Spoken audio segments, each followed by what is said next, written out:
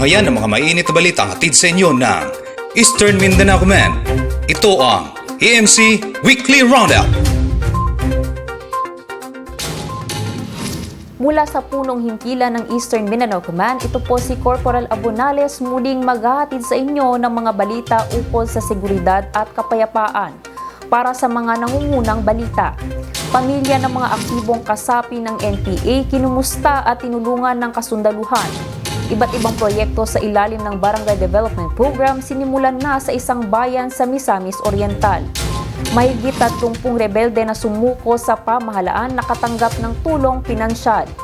Tulong pinansyal para sa pangkabuhayan inabot sa mga sumukong NPA. Asembleya ng mga kasapi ng People's Organization sa dalawang bayan ng Davao de Oro isinagawa ng kasundaluhan. Binisita ng mga tropa ng 701st Infantry Brigade, 66th Infantry Battalion at 67th Infantry Battalion ang 5 pamilya ng mga aktibong miyembro ng New People's Army sa lalawigan ng Davao de Oro at Davao Oriental noong nakaraang linggo. Kasabay ng pagbisita ay binigyan din ng mga grocery items, personal protective equipment, mga damit, punla ng gulay at iba't ibang serbisyo ang mga nasabing pamilya na ibinahagi ng Daquiguanes International Tagum City Chapter, Provincial Agriculture Office at Naval Forces of Eastern Mindanao. Layunin ng nasabing pagbisita na matulungan ang mga pamilya na iniwan ng kanilang mga mahal sa buhay na mas piniling sumapi sa communist terrorist group dahil sa paniniwala. Bahagi din ito ng lokal na usaping pangkapayapaan na isinusulong ng 701st Brigade sa kanyang nasasakupan upang makapag-ambag sa layunin na tapusin na ang communist terrorist group sa pamamagitan ng direktang pagtugon sa pangangailangan ng mga kasapi nito. 40 barangay sa bayan ng Salay, lalawigan ng Misamis Oriental ang inaasahang makikinabang sa mga benepisyong hatid ng Barangay Development Program matapos silang mapili bilang benepisyaryo ng iba't ibang proyekto sa ilalim ng nasabing programa. Sinimulan ito sa isang groundbreaking ceremony ng pagpapayos sa water supply systems ng Barangay Minal, Tinagaan, Yungod at Membuli noong ika-14 hanggang ika-15 ng Oktubre taong kasalukuyan sa tulong ng Local Government Support Fund Support to Barangay Development Program or LGSF-SBDP. Ang nasabing seremonya ay pinangunahan ng lokal na pamahalaan ng Salay, katuwang ang 58th Infantry Battalion, DILG at PNP. Maliban sa patubig, ang pondo ng LGDF-SBDP ay mapupunta sa mga proyekto gaya ng farm-to-market roads na nagkakahalaga ng 20 milyong piso bawat isa.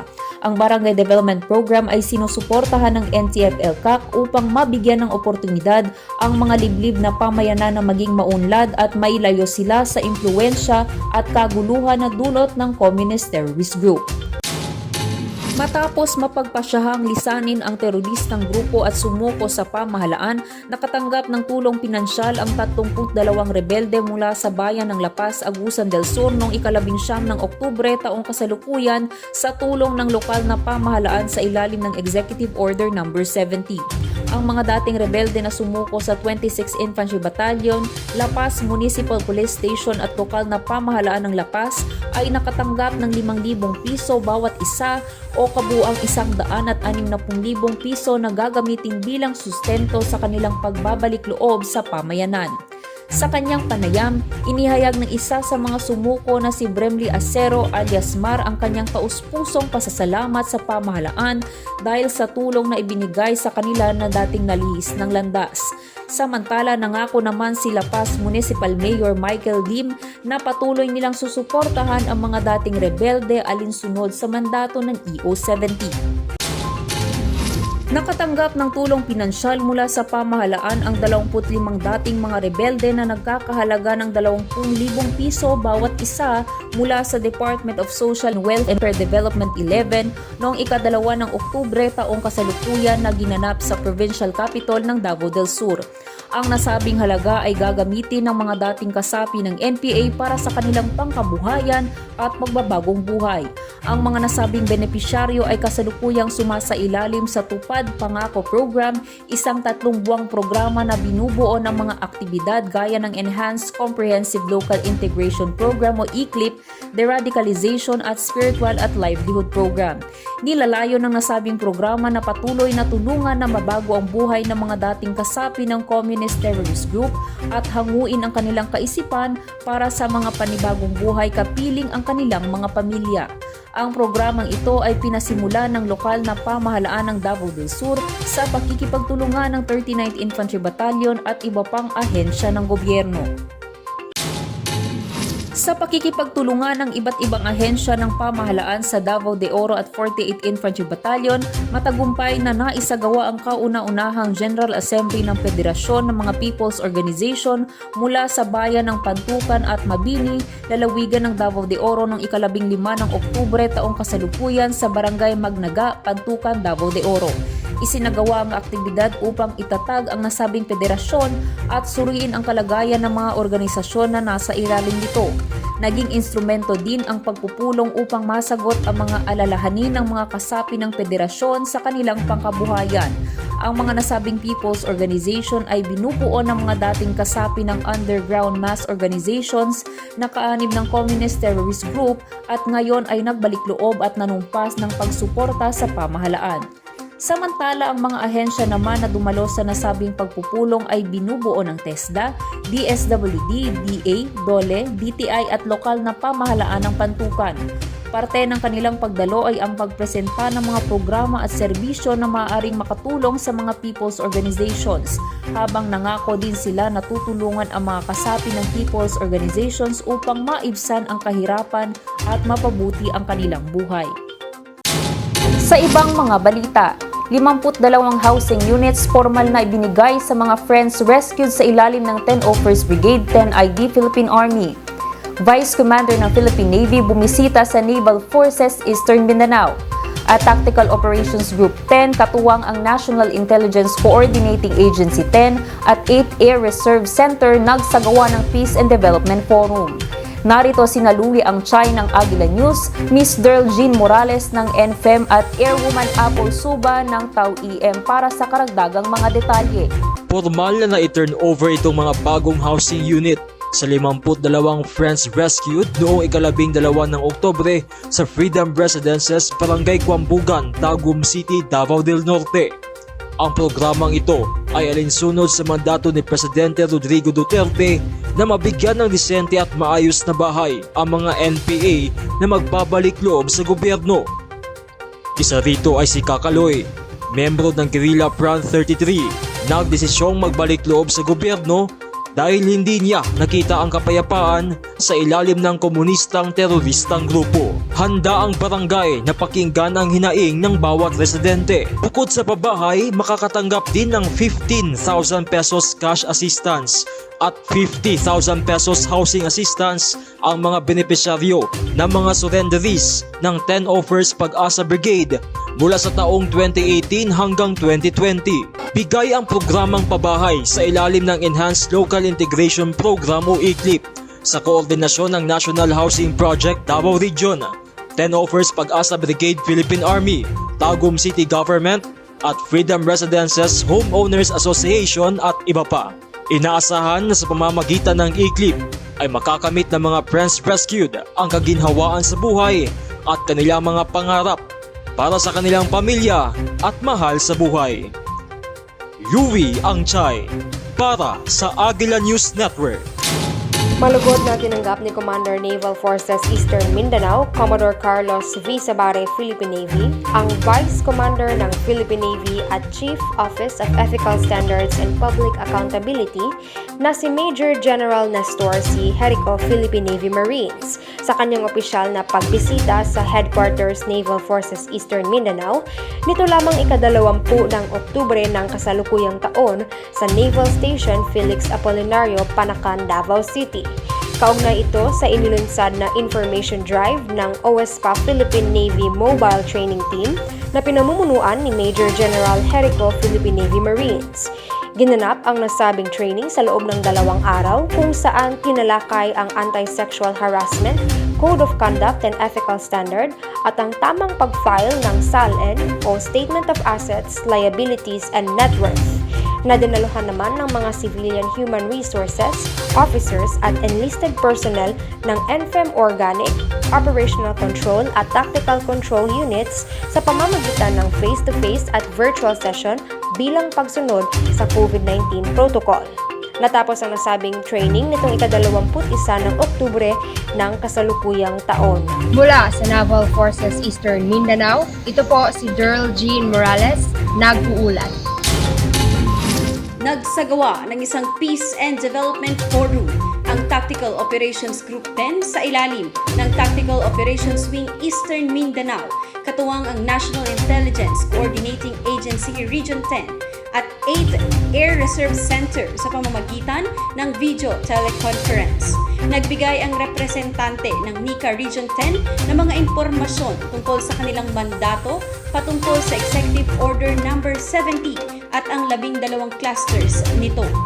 Samantala, nagbahagi naman ng kanyang karanasan si Ka Cindy, isang former rebel, tungkol sa 9 na taon niyang pananatili sa mundo para sa maling paniniwala. Ngayon ay isa na siyang peace advocate laban sa mga maling gawain ng mga CTGs. Ang programa ay nilahukan din ng 71st Air Force Group Reserve, JCI Bai Lawanen, Tri-People Nakfil, Zaka 2020, React Pineapple, Honda Click Owners Club, Sniper Owners Club, Huayu Volunteers, at Beta Sigma Upsilon Sigma Fraternity. Layunin ng programa na palawakin ang kaalaman tungkol sa mga panlilinlang at paghahasik ng karanasan ng mga communist terrorist group sa komunidad. Matutulungan din nito na mapalawak ang mga programa ng National Task Force to End Local Communist Armed Conflict upang tuluyang maprotektahan ang ating mga kababayan at mapanatili ang kapayapaan. Mula dito sa himpilan ng Tactical Operations Wing Eastern Mindanao, ako si Airwoman Apple Suba, nagbabalita. Saksihan ang iba't ibang mga programang pangkapayapaan na pinagkakaabalahan ng mga kasundaluhan sa Silangang Mindanao dito sa 1 Minute News.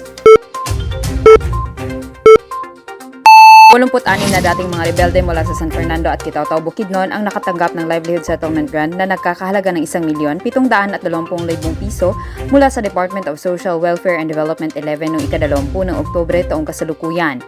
Ang nasabing tulong pinansyal ay mula sa Enhanced Comprehensive Local Integration Program o ICLIP ng pamalaan na naglalayong makapagbigay ng tulong pinansyal at kabuhayan sa mga dating rebelde sa ilalim ng Executive Order 70 upang wakasan na ang local communist armed conflict. Isang serbisyo karaban ang isinagawa ng lokal na pamalaan ng Dangkagan katuwang ang 72nd Infantry Battalion noong ika-18 ng Oktubre sa Barangay San Vicente, Dangkagan, Bukidnon. Kabilang sa mga inaabot na tulong sa isang araw na karavan ay ang flu vaccination, libreng dental at medical check-up, Operation Tuli at civil registration sa mga hindi pa rehistrado sa Philippine Statistics Authority.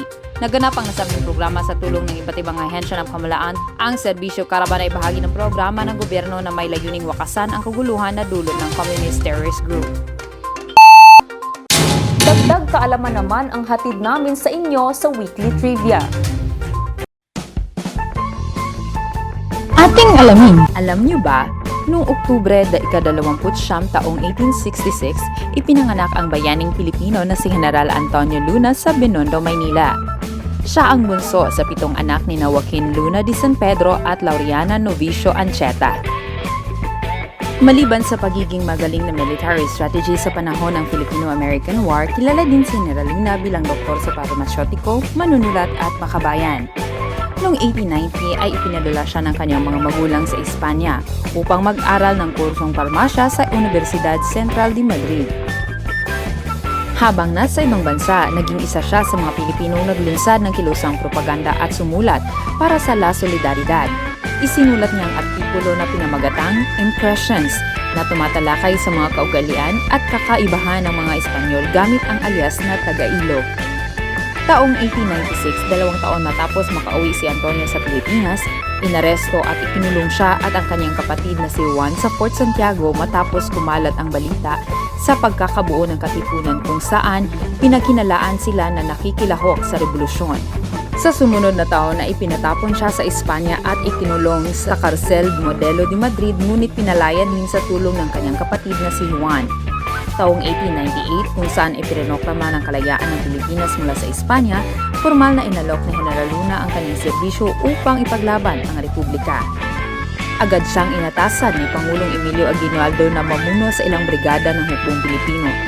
Nakita ni General Luna ang kalunos-lunos na kalagayan ng hukbo kung kaya inilunsad niya ang malawakang pagpapangalap ng mga sundalo mula sa dating hukbo ng Espanyol.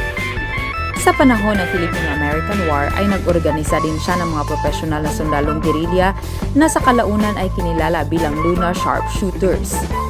Siya din ang nagrekomenda kay Pangulong Aguinaldo sa paglikha ng Akademya Militar, ang unang military academy sa bansa. Mga paalala mula sa Eastern Mindanao Command. Magsuot ng mask at face shield.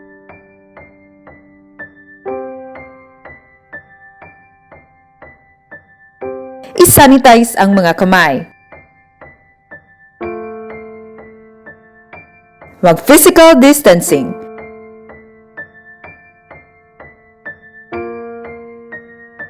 At siguraduhin ang magandang ventilasyon. Iwasan ang COVID-19. At dyan po nagtatapos ang walang sawang paghahatid namin sa inyo ng mga balita. Laging tandaan, AFP, you can trust.